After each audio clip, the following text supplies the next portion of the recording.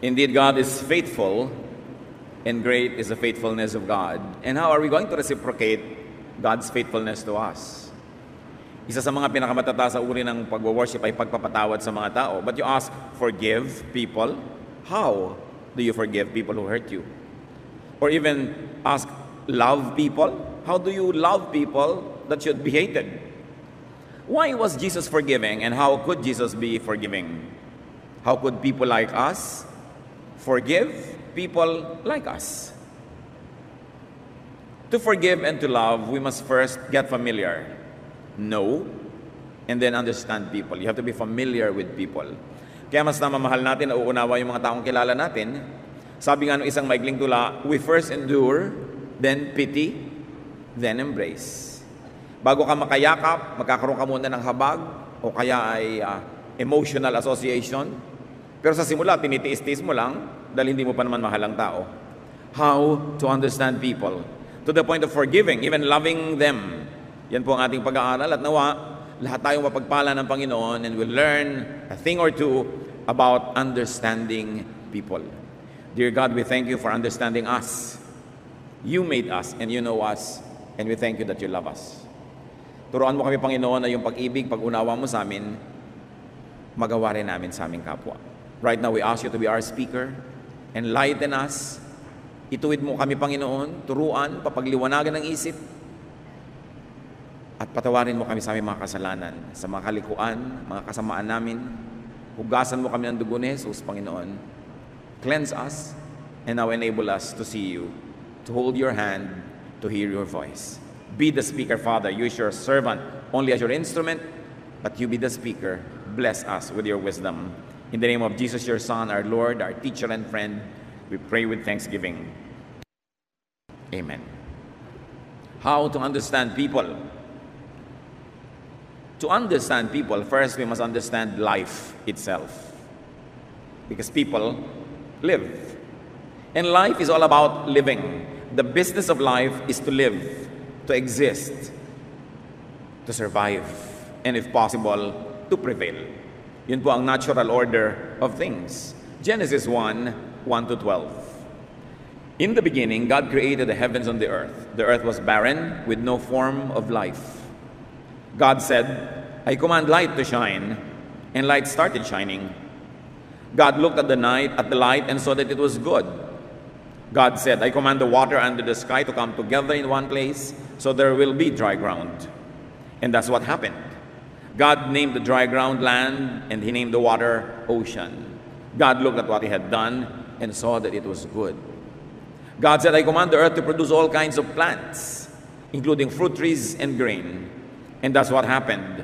The earth produced all kinds of vegetation. God looked at what he had done, and it was good. Nang nilikha ng Diyos ang mundo, una niyang nilikha, nilagyan niya ng kaayusan, ang lupa at ang tubig, pinaghiwalay, at ang una niyang nilikha mga halaman. Plants, of course, would need space, light, and water. Kaya nauna na yung lupa, yung liwanag at tubig. From then on, plants would compete for space, light, and water. And that is amoral. That's just the way life is. Walang masama, walang mabuti sa ginagawa ng mga halaman na pagpapaligsahan, pagpapataasan sa gubat para makakuha ng liwanag ng araw, pagpapalaliman ng ugat para makakuha ng mga yaman ng lupa, pagpapalawak ng mga sanga para walang tumubo sa ilalim niya, para wala siyang kakompetensya. Kung paano nagpapakatayog ang isang puno at ginangapangan naman siya ng baging, kinakapitan ng mga dapo para sila ay mabuhay, walang masama't mabuti. There is nothing moral or immoral about that. The issue of life is amoral. And we understand plants. Genesis 1:20-25, God said, I command the ocean to be full of living creatures, and I command birds to fly above the earth. So God made the giant sea monsters and all the living creatures that swim in the ocean. He also made every kind of bird. God looked at what he had done, and it was good. Then he gave the living creatures his blessing. He told the ocean creatures to live everywhere in the ocean, and the birds to live everywhere on earth. God said, I command the earth to give life to all kinds of tame animals, wild animals, and reptiles. And that's what happened. God made every one of them. Then he looked at what he had done, and it was good. So matapos ang mga halaman, Binigyan ng Panginoon ng buhay ang mga nakatira sa tubig, ang mga lumilipad sa himpapawid, at ang mga hayop na naglalakad at gumagapang sa lupa. From then on, animals would be preoccupied with staying alive.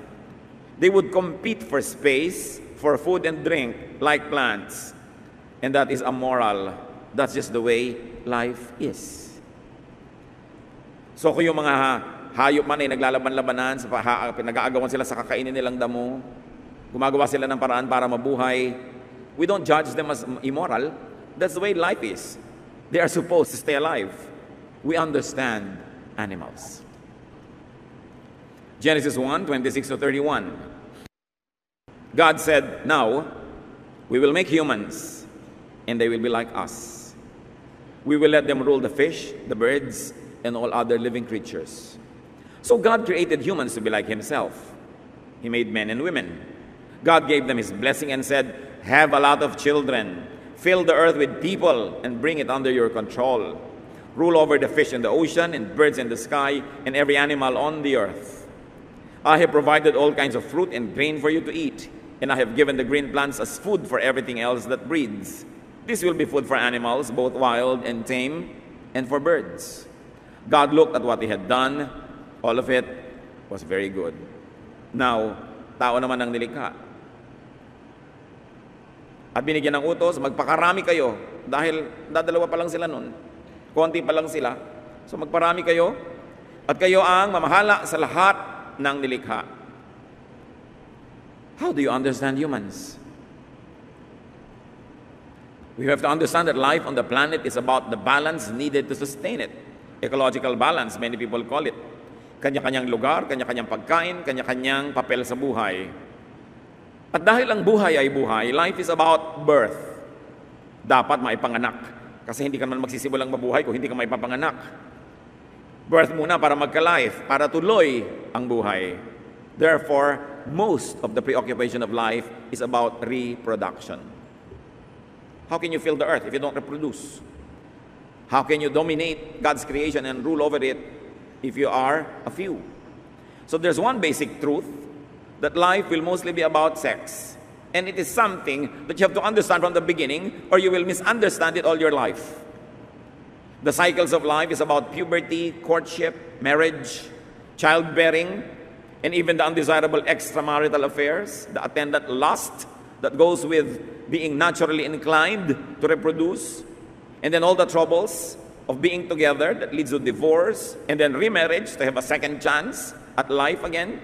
All these are about reproducing, so that you will have offspring or having a partner, so that you will have a better quality of life. And even doctors tell us that those who have partners are healthier, and they live longer, and they respond better to medication.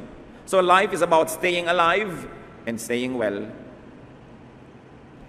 Dikta yan ng kalikasan, hinihingi ng buhay. Genesis 1:27-28. So God created humans to be like himself. He made men and women. So he gave them his blessing and said, "Have a lot of children, fill the earth with people, and bring it under control." Reproduction was life's natural command. Hindi dapat maubos ang tao. Pag nalagot ang mga saling lahi, paano pa magkakatao uli? Pero dapat nating unawain na yung utos na yun dahil konti pa yung tao. Pag siyempre sumobra na, survival would require population management. The law of the jungle takes care of that among animals. Pag sobrang dumadami yung palaka, kinakain sila ng mga ahas, mauubos sila uli. Pag sobrang kumonti ang mga ahas, dadami yung palaka. Pagka naubos yung mga palaka, dadami yung lamok. Dapat may balance. Pero sa mga tao, how do you manage that? Of course, responsible parenthood dahil sa kabihasnan. Hindi naman tayo nagkakainan dahil ang dami na nila, ubusin natin. Ang dami na nila, patayin natin. It's not like that. That is why the development of the body for sexual reproduction is the sign of the onset of physical maturity. Sa lahat ng matatandang kabihasnan, mga tribal cultures, ipinagdiriwang pag ang isang dalagita ay nagdadalaga na at ang isang binatilyo ay talagang magbibinata na. Adolescence, rites of passage are celebrated. Because of our natural composition and we are wired to reproduce, sex is a very powerful attraction, motivation, and compulsion. That's why God, in his infinite wisdom, made sex very pleasurable. Because otherwise, it would be hard work. and who would like to work hard without reward or pleasure. So hindi dadami ang tao kung puri work lang yun. That's why the Lord, in His infinite mercy and brilliance, made it nice. But because it's nice, it was prone to be abused. But first of all, you've got to understand it. Ganun talaga, takda, that people will be sexually preoccupied. That is why reproduction, together with real estate, is a major theme in the history of the Israelites. Pag binasa niyo ang Old Testament, dalawa lang ang theme niyan. Pagpaparamihan, panganganak, kahit sa anong paraan, at pagkuha ng mga lupain, pagde-defend dito, at pagsakop sa iba pa mga lupain, at paglalagay ng mga bakod at muhon, at mga tanda. Yan ang preoccupation ng Old Testament because Israel was preoccupied with survival. So they always had to be concerned about population growth and real estate management because they were always threatened with decimation. Parang lagi na lang silang mauubos, kaya pati kakainin nila, sobrang ang daming bawal, safe na safe dapat, ang daming tradisyon to keep the population alive, at least until the Messiah was born. Kaya merong mission yung mga Israelites to keep themselves alive. Kaya giyera dito, giyera doon, diet dito, diet doon, at anak dito at anak doon. You will notice that even Jewish morality bended with demographic needs. Ang kanilang sense of right and wrong was shaped by their need to have children. That's why it was all right for the men to have multiple wives. Kasi gera sila ng gera, mamamatay yung mga kalalakihan, uuwi ngayon ng konting lalaki, ang daming babaeng balo. Anong gagawin mo doon? Sino magpapakain sa kanila? Paano sila magkakaanak? So kailangan anakan sila ngayon ng mga natirang kalalakihan. Kaya ang daming nagiging asawa ng mga lalaki nung araw because they were very, very preoccupied with continuing the line. Kaya maraming teaching talaga sa Bible, kung tutusin mo lalo sa Old Testament, ang sinasabi lang, sayang ang sperm. Bawal ang sexual activities na nag-aaksaya nito. Pag binasa niyo ang Bible, kaya maraming mga sexual questions tungkol dyan. Bakit namatay si ganon? Bakit napagalitan yun? Kasi nag-aaksaya sila. In the Old Testament, it was the glorified virtue for women to bear children. Kaya parang isinumpa ka kung babae kang hindi magkaanak. As many as possible dapat ang anak. And it was the virtue of men to sire children with only lip service to faithfulness to a wife or to many wives. Napagalitan ba si Solomon na maraming asawa, si David na maraming asawa, si Jacob? Lahat sila. Bakit ganun nung araw? Because they only wanted to be many. Yun ang takda, kailangan mag-survive. And it was considered a blessing to have many children. Siyempre, noon yun, nung maluwag pa yung planeta. Pag wala ka nang maipakain, maitustos, hindi na blessing yun. Dapat nang i-manage. But what's the point here, brothers and sisters? Understand. Living beings, plants, animals, the birds and the bees will be sexually obsessed. You have to understand that. You have to begin with that fact so that you will have a grasp of the real situation of people. Pati mga bulaklak, kung nanonood kayo ng mga palabas sa TV tungkol sa biology, mga halaman, flowers, pollination are all about sexual reproduction. The flower of a plant is nothing but its sexual organ. At anong ginagawa ng mga halaman sa kanilang bulaklak? Kinukulayan, pinapabanguhan, nilalagyan ng mga dekorasyon para maakit nila ang mga bubuyog at sila'y puntahan so that there will be pollination or cross-pollination. Whenever you see a flower or a bee, you're seeing sex. And there's nothing immoral about it. Itinakda yun na dapat magkaganon. Ano ngayon ang kinalaman natin dyan?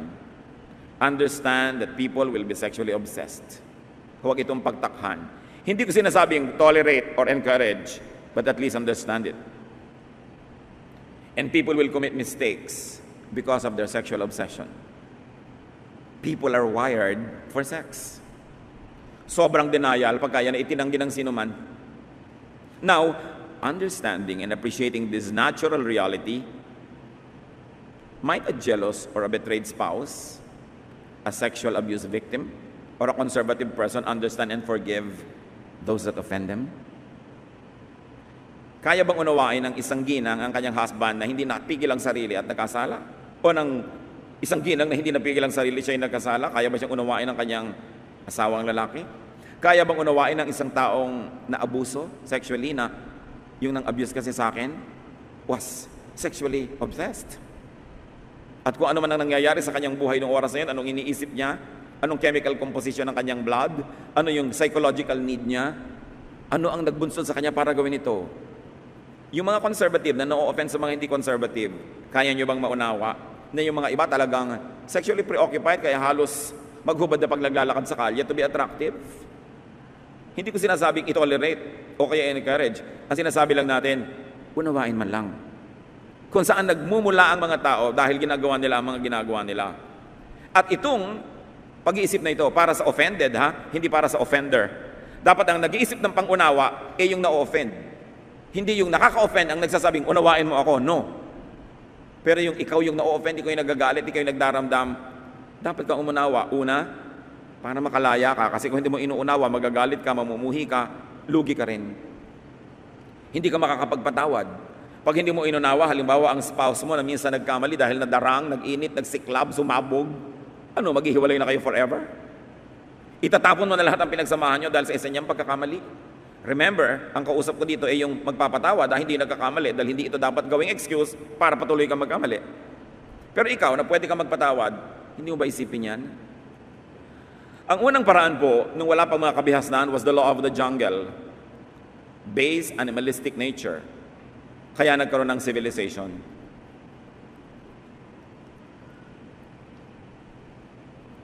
Ano ba ang sibilisasyon? Ano ba ang kabihasnan? Ang civilization dapat may law. May bawal at may parusa sa gagawa ng bawal. Bakit? Pag pinagsama-sama mo ang lahat ng tao na sexually preoccupied, pag pinagsama-sama mo ang lahat ng taong gustong kumain, gustong mag-survive, gustong manaig, ano mangyayari? Chaos, violence. We will trample on the human rights of others. Kaya nagkakaroon ng batas. Yun ang sibilisasyon. Survival of societies depend on order, especially with everyone's overlapping sexual and territorial interests. Bakit may mga taong kailangang magkaroon ng teritoryo katulad ng mga Israelites noon? Pag natutulog ka, ilalakad yung bakod niya, papalaki, yung bakod mo, lumiit ang lote mo. Kainan ng lote, agawan ng mana, agawan ng mga porsyento sa sales. Yan lang yun puro agawan. Because of the basic instinct of people to want to survive. And if possible, beyond survival, to prevail, to dominate. Tulad ng ginagapang ng baging yung halaman hanggang makuba yung halaman at baging na lang na buhay, which is considered amoral among plants. And because we are part of creation, meron tayong likas na gusto mong manaig, gusto mong lumamang, gusto mong ikaw yung makakain, gusto mong agawin yung asawa ng may asawa, kaya may batas. Kaya nagbigay ang Diyos ng batas, at kaya ang bawat sibilisasyon na may batas, sapagkat hindi pwedeng sundin ng tao lahat ang gusto niya. Dahil marami siyang gusto na hindi naman kanya, at hindi dapat niyang makuha. Meron siyang mga gusto na lampas na sa dapat niyang matanggap. Pero ang tendency ng tao, because of this dictation of life to continue itself, we will tend to be selfish, greedy. We will tend to be immoral and bad. When uncontrolled, when unchecked, people will become beasts. Kaya may batas. There is morality.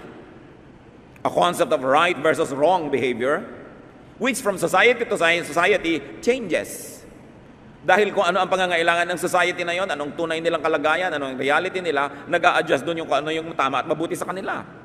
May mga society sa limbawa na tama lang sa kanila na sunugin nila yung gubat, kasi kainginero pala sila. Pero sa mga environmentalists, hindi tama yon kasi ayaw naman nilang makalbo yung gubat. So nagkakaroon ng kani-kanyang mga pagpapalagay, kaya nagkakaroon ng isang batas sa pambansa para ang lahat doon magsasubmit kasi hindi pwedeng kanya-kanya. Kaya bawal magtapon ng mga basura sa ilog at sa mga kanal kasi alam natin na pag napuno ng basura ang mga kanal at umulan, hindi dahil yan tubig, babaha. Everybody's affected. Kaya may batas. That's why there is desirable and undesirable behavior dictated by tradition. There are laws and legal punishments and they were developed. And more than that, God instituted religion. The arbiter of correctness and wrongness. That's why the Lord appointed prophets and priests to arbitrate and to tell people what is right and what is wrong. Not that because people need to be told, because they know anyway, but because people would like to do what's wrong because it will give them more benefit. That's why it has to be controlled. Katulad na lang ng sobrang sexual appetite, Exodus 20 verse 14, isa sa mga 10 commandments, be faithful in marriage. So hindi mo pwedeng sabing, kasi nag-iinit ang aking damdamin, may apoy sa aking kandungan, busan mo ng tubig. Hindi pwedeng may apoy sa aking kandungan tapos paglalagablabin mo hanggang buong barangay nagsiklab. May batas ang Diyos tungkol dyan. Hindi pwedeng sinusunod ang lahat ng likas. Kasi dadali niyan tayo sa gulo. Exodus 20:17, Another commandment, do not want anything that belongs to someone else. Don't want anyone's wife or husband. So yes, heaven wired you to want to reproduce, to want to have sexual pleasure, but there are limits. So those who are married are limited to their partners. And those who are single should not mess with those who are married, because those married people should be limited to their partners also. So ngayon pinagbabalanse mo yung natural, yung likas, yung biological, at yung spiritual, yung tama, yung mabuti. May remedy naman, because people nga are sexually designed to be active. 1 Corinthians 7:9, sabi ni Paul, if you don't have enough self-control, then go ahead and get married. After all, it is better to marry than to burn with desire. So sabi ni Paul, also, meron kayong mga desires, pues mag-asawa. Ano po yung unsaid? That everything is honorable in the marriage bed. Na dapat lahat ng siklab, apoy, init, lagablab, gawin nyo within marriage, and it's acceptable, even honorable. But outside of that, the law of God and the laws of most lands prohibit it.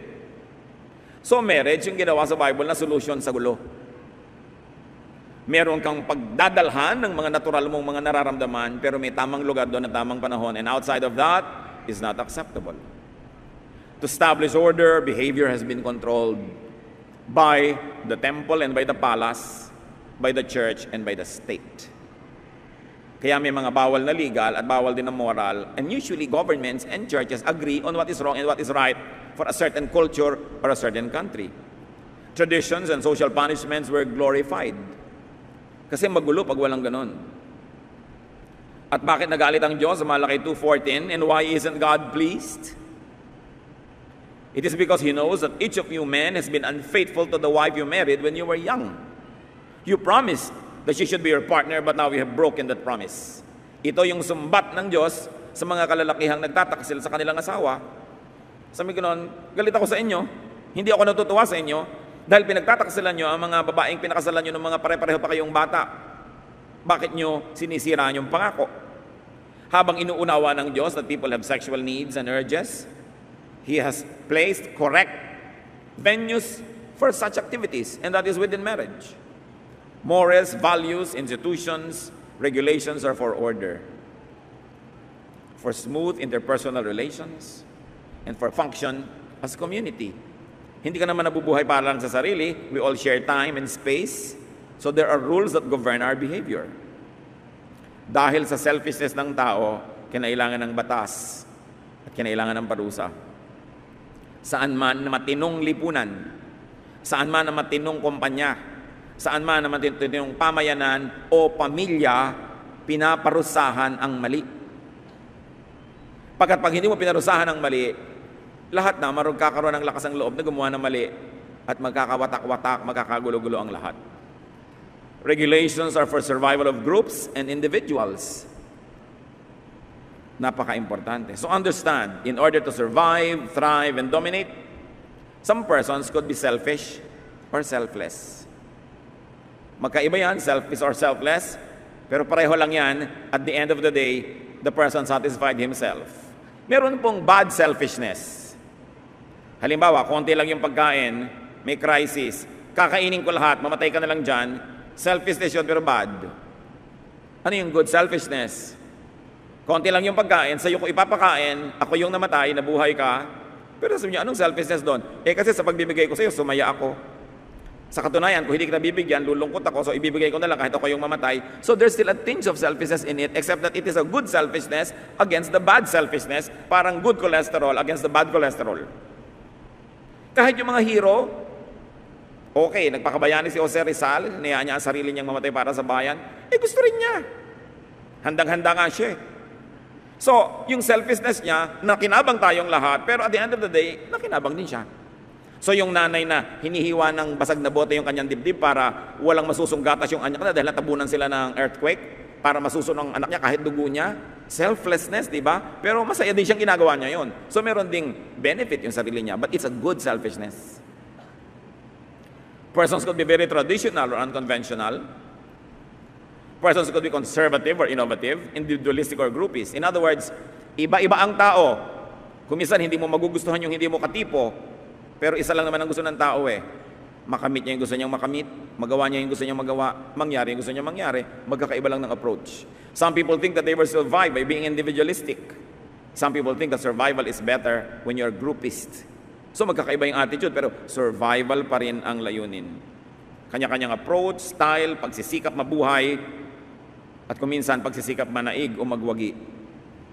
Sa contest, magagalit ka ba doon sa nanalo ng first prize? Samantalang pwede rin naman na ikaw yung nanalo, kaya lang hindi ikaw yung nanalo. So there is nothing immoral about winning because you all join it, except that some win and some don't. So hindi ka dapat nagagalit doon sa nanalo. Ganun talaga, siya yung nanalo. Understand people kahit ikaw ang casualty. Iba-iba ang pinanggagalingan, pero isa lang ang pinupuntahan, survival or dominance. Understand others. Understand the un-you. Yung hindi ikaw, yung kabaligtaran mo, unawain mo. Understand your opposite. Understand even the competitor. Meron nga ako isang kausap, sabi ko, pambihira naman yung isang chain of companies. Puro sila na lang, lahat na lang sila. Ang dami-dami na nilang brand, sila na lang sila. Sabi naman itong isa, kasi magaling lang sila. Kung hindi naman sila magaling, yung ibang brand ang dadami ng dadami. Ganun lang talaga. Ganun ang buhay. Ba't ka naman nagnenegosyo para kumonti ang branches mo? Di ba? Gusto mong damihan? At kung kaya mong damihan at magagawa mo, dadamihan mo naman talaga. Yung iba hindi lang dumadami dahil hindi nila magawa. So, ganun talaga yung buhay. So, uunawain mo. Understand even favoritism. O hindi kayo paborito ng nanay nyo, siguro hindi kayo yung kamukha. O hindi kayo yung kamukha yung ugali, ang paborito yung kapatid nyo. Why? Bakit may favoritism? We tend to like people who are like us. Why? By seeing ourselves in others, we see strength in numbers, strength in companionship, so we like them. We don't like people who are not like us. Why? Because they contradict what we want. Ganun lang yon. So pwede mong maunawa yung iba ang pananaw, iba ang ugali, kasi iba sila eh. Tapos sasabihin mo, pambihira naman, inunahan ako ng babaeng yung Cecilia. Naunahan ka lang, pero hindi ba possible naman na ikaw yung mauna? Ganun talaga yung buhay. You've got to understand even deception. For survival, sometimes for victory. Hindi ko sinasabing tolerate or encourage, but you've got to understand it. Yun nga Venus flytrap. Kala mo inosente ang halaman, yung pala dinedeceive niya yung mga insekto. Pag uminom sila doon, akala nila'y tubig, asido pala, madadigest sila. Yung may mga halaman na nagkukontrol, bulaklak, pag may dumapong insekto, bigla nilang lululunin. Nakikita niyo sa TV? Nature is full of it. Why? Because things have to eat. Ngayon, kung ikaw yung nakain, sorry ka na lang. Naging tanghalian ka ng pating, there's nothing immoral about that, no? Madalas naman, sila naman yung nakakain. Ganun talaga yung buhay. The early bird catches the worm, but the early worm gets caught. Paano naman mabubuhay yung mga ibon kung wala silang natukang mga uod? Sorry mo na lang kung ikaw yung uod today. Ngayon, nabubuhay, ilang bilyong alamang nang nakain ninyo? Nabibilang ba yon? Ang dami nun. Ang dami-daming alamang na kailangan mamatay para lang may sausawan ka ng kare-kare? O ilang itlog ang hindi naging manok dahil gagawin yung breakfast? Ilang baka ang kailangan pumasok sa lata para may corned beef ka pag umaga? Which is not advisable kasi may preservatives. Pero ilang manok na ang naputi ang buhay dahil kailangan mo ng barbecue? Di ba ganun talaga? Siyempre yung manok pag hinahabol mo sa probinsya, hinahabol na lang yung manok kasi gusto nilang kainin. Siyempre yung manok lipad ng lipad. Magagalit ka ba dahil gusto niyang mabuhay? Pero magagalit ba yung manok dahil gusto naman ng taong may kainin bukas? Yun yung buhay. Pag inunawa natin ang ating kapwa-tao from that point of view, sa mo, pambihira naman yung pinsan ko na yan, inagawan kami ng mana, sa takot niya siguro maghirap, sa gusto niyang manaig, dinesib ka. Kaya may batas. At kaya dapat marunong ka para hindi ka ma-deceive. Dapat hindi ka nandadaya at hindi ka rin padadaya. Because life forms must live. And often, it is at the expense of other life forms. Sabi nga nung isang tao sa isang pelikula, the living eat the dead. The only reason why you are living now is because there's so many creatures who died because you wanted to eat them. Agawan. Kaya mo bang unawain ang agawan kahit ikaw yung nawalan? Ang taas nito mga kapatid ang pinag-uusapan natin. Kasi ang taas na ng spirito mo, pag naagawan ka na, naunawa mo pa yung nangagaw. At may mga taong ganon, na-snatchan, tapos napaupo, ang kawawa naman. Sino ikaw? Hindi siya. Bakit naman kailangan pa niya mag-snatch? Maunawain. Naintindihan niya kailangan mabuhay yung tao. Pero pag laging ang tingin mo sa kapwa ay kalaban mo dahil lang gusto niyang mabuhay, magagalit ka sa lahat ng kapwa mo tao kasi lahat ng kapwa mo tao gustong mabuhay. Magagalit ka doon sa na-promote sa office. Yan kasi sip-sip, na-promote tuloy. Kasi ganito. Siyempre, ikaw ba ayaw mo ma-promote? Ang salagay, wala siyang gagawin para hindi siya ma-promote. Natural lang yun. Kaya may the best person win. Ganun lang yun. Walang personalan. Now, use this to understand, not to seek to be understood. Do not use this as an excuse to be uncivilized. But when people are uncivilized to you, at least understand them. Sasabihin mo, kasi tao. Kasi marami nagtatanong lagi sa akin sa tagal-tagal ko ng pastor, mga kapatid, na 3 dekada, Pastor, paano po ba nagpapatawad? Hindi ko talaga magawa. Hindi ka nakakapagpatawad kasi hindi mo inuunawa. Pag naunawaan mo na, doon ka lang nagpapatawad. Kaya ang mga magulang, madali magpatawad. Kung minsan hindi pa nga nagkakasala yung anak, napapatawad na. Bakit? Kasi kilala nila yung anak at inuunawa nila. Bakit po ba Yoleta yung anak nyo? Tapos napang-asawa ko siya. Alam mo kasi iha nung bata yan, nabagok. Nadagan na ng tren ng ulo niya. So, dahil nauunawaan mo siya, napapatawad mo. Bakit po ang damot-damot ng anak nyo? Kasi alam mo nung maliit yan, taghirap kami noon, wala yang nakaing masarap, at nag-aagaw-agawan sila magkakapatid, lagi siyang talo. Kaya ngayon, ayan, hanggang ngayon, nakikipag-agawan pa. You understand because you know. Hindi ko sinasabi mga kapatid na mag-tolerate tayo at gawin nating masamang ugali natin. Pero pag may taong masamang ugali at hindi nyo mapatawad, subukan nyo unawain muna. Bakit siya ganun? Mga ginang, kaya nyo bang maunawa yung mga kiridang inagawang asawa nyo? So una, no? Pero pag naisip mong, sexually abused pala yun nung maliit, wala palang nagmahal sa kanya, kaya nung makita niya ang asawa mo, sabi niya, mahalin mo ako para sa lahat ng hindi nagmahal sa akin. So baka pwede niya nang simulang maunawa, no? Tapos yung pala, insecure siya, natatakot siya mapag-isa, hindi man niyo siguro matanggap, pero mababawasan ang galit niyo. And then you will begin to see this woman as, kawawa naman, bakit kailangan niyang mang-agawan ng asawa ng may asawa? Kasi wala tumototoo sa kanya ba? So maunawaan niyo, importante. Now, life is about reproduction. Number 2, life is about growth. Hindi naman pwede ipanganak ka lang, tapos na. Dapat lumaki ka. So, you understand consumption. People will be consumers. Sa Bible nga, nung taghirap, nagkaroon ng famine, may mga nanay na iniluto ang kanilang mga anak. Can you imagine? Tapos, nagpatalinuhan. Yung 2 nanay, sabi niya, alam mo, lutuin natin yung mga anak natin. Sabi naman ng isa, sige, yung anak mo muna. Pumayag naman tong isa. Di nagkain na sila. Nung nakakain na sila ngayon, bumalik na yung katinuan. Nung ngayon magugutom na sila uli, sabi naman nung isa, yung anak mo naman, ayoko nga. Nagkagalit sila, nagsumbong sa hari. Dahil bakit sabi yung anak ko niluto namin, ito yung anak niya ipaluto. Ba't ka nauna na pumayag? Kaya may cannibalism. You can never tell. Nakikita nyo yung mga boat people, mga refugees from other Asian countries. Sinisikap nila magpunta sa Pilipinas, sa Palawan. Sasakay sila sa bangkang kiliit-liit na walang makina. Sa gitna ng dagat, nagkakain na sila. Ang daming ganon. Because life must live. The living eat the dead. That's why we need morality, we need God, and we need government. Otherwise, the law of the jungle will prevail. Gusto kong ipakadiin-diin at paulit-ulitin. Hindi ito para maging excuse para tayong mag-asal hayop. Pero unawain natin yung mga nag-aasal hayop. What makes them do that? What is their need? Ano ba ang kanilang genes? Ano bang mga uri ng dugo ang nananalaytay sa kanilang mga ugat? Ano ba ang kanilang blood type? Ano ang body type? Ano ang childhood nila? Ano ang experiences nila in education? Anong upbringing? What emotion are they go through? What are their deprivations? Ano ang kanilang mga pangunahing mga gusto sa buhay? Ano ang nararamdaman nila? What was their body chemistry? Lahat yan naghahalo-halo, naglalakip-lakip. So people behave the way they behave. To understand the complexity of the human behavior will be to set yourself and get yourself ready to love people. So you understand selfishness. Nasubukan niyo naman, may kasama kayo sa bahay na bodybuilder, gusto niya kainin na lahat yung pagkain, hindi ba? Parang lahat ng karne doon, lahat ng steak doon, kailangan makain niya. Kasi yung mga muscle niya, bawat niya nagsisisigaw, karne. Calcium. Kaya nangangayayat yung mga asawa ng bodybuilder. Liban na lang ang laki ng budget nila, sa kanya napunta lahat yung calcium. So may mga nang-uuna, nag-aagaw, kasi tao. Nag-aagawan sa bus, nag-aagawan sa ganito, kasi gusto makauwi.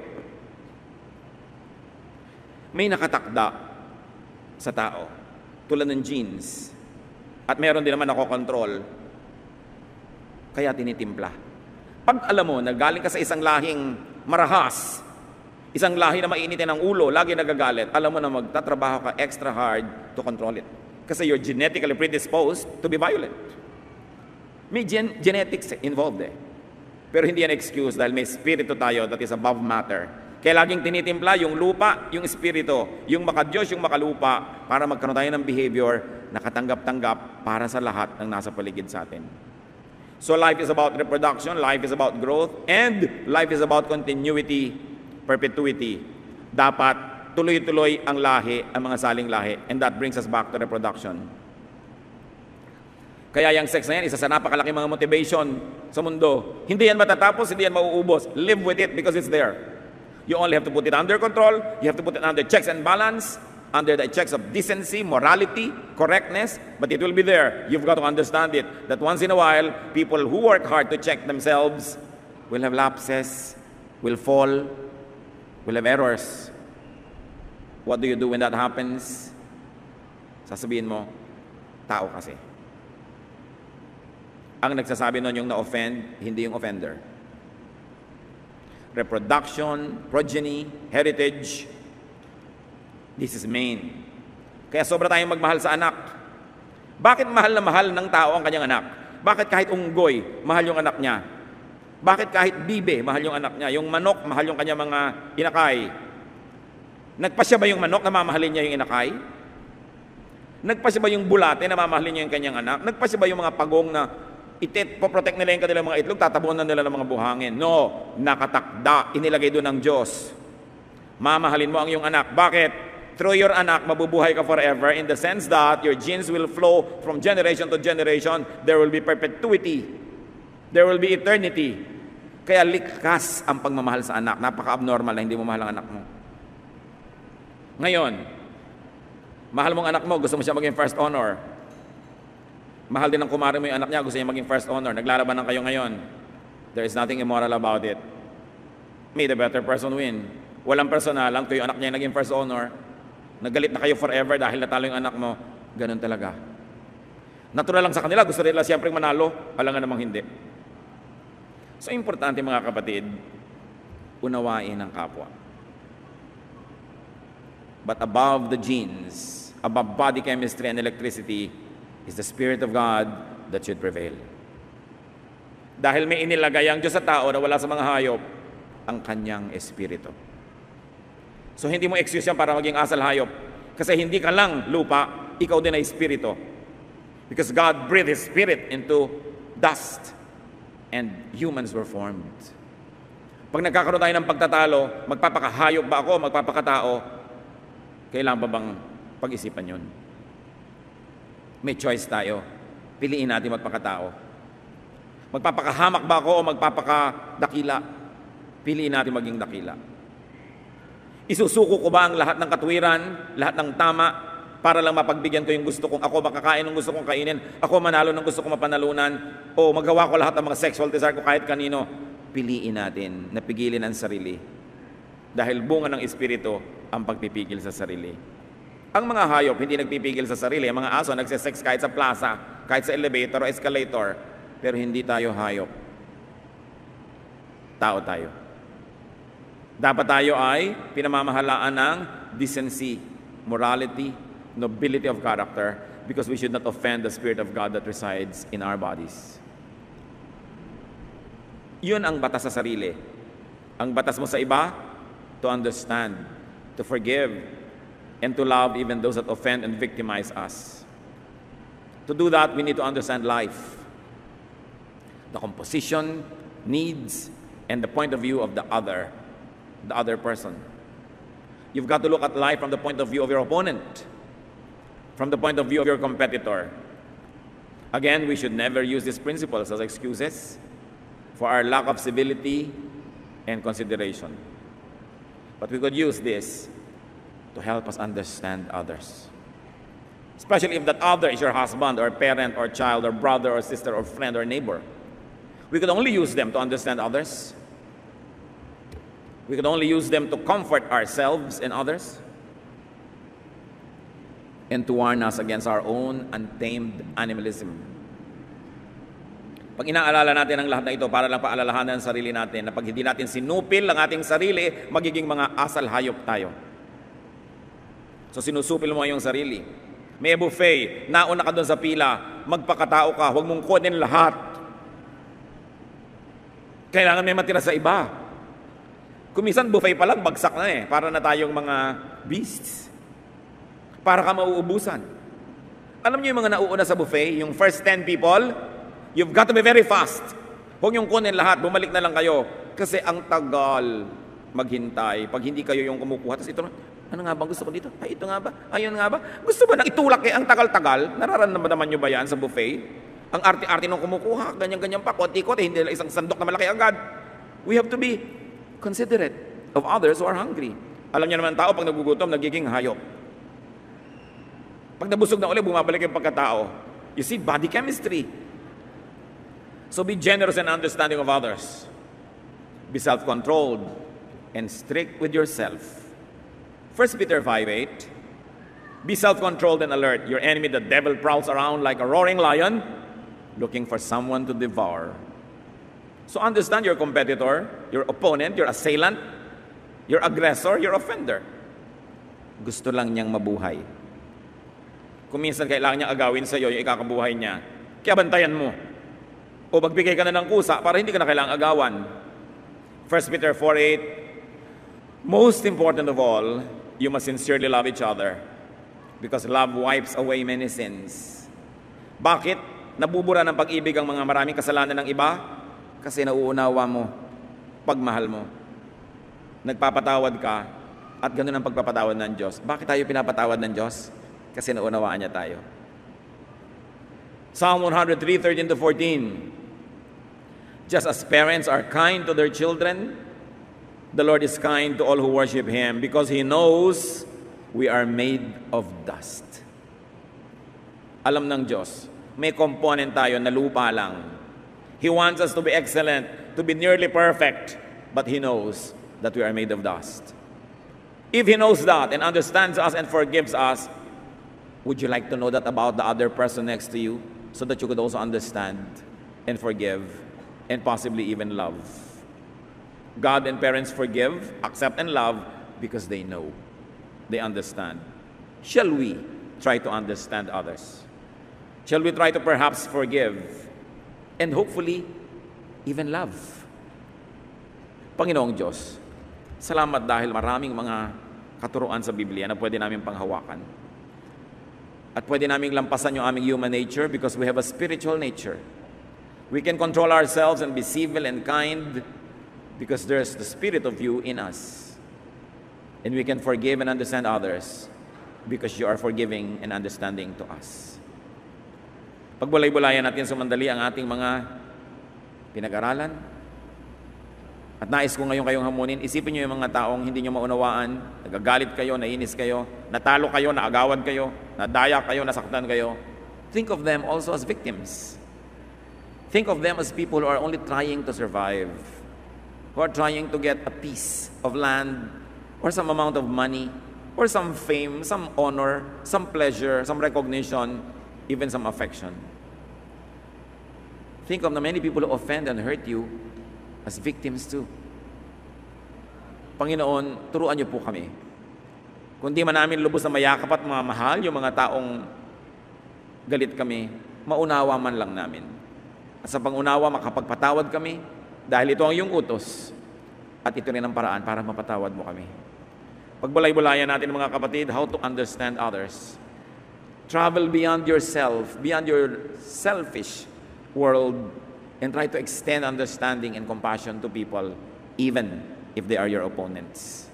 Lord, sa katahimikan po namin, payapain mo kami, pawiin mo ang aming mga galit, inis, palitan mo ng pangunawa. Let's be alone for a while with the Spirit of the Lord.